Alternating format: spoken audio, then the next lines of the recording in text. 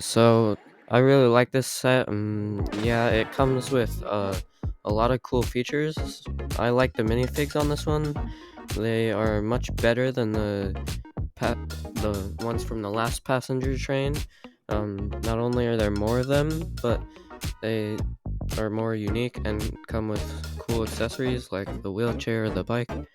The station in this set is also a little better.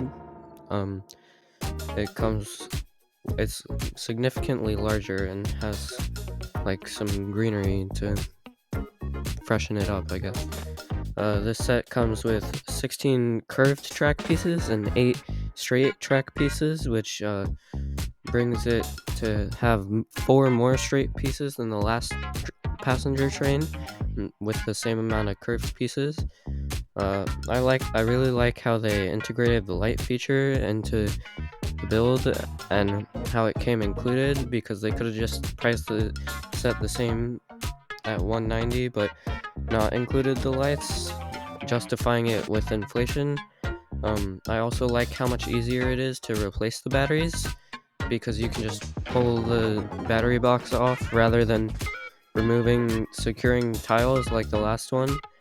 Uh, it is slightly longer than the old freight train and much longer than the old passenger train, because this train is approximately 6 2/3 track lengths long, while the old freight train and passenger trains are 6 1/3 and 5.5 track lengths, respectively.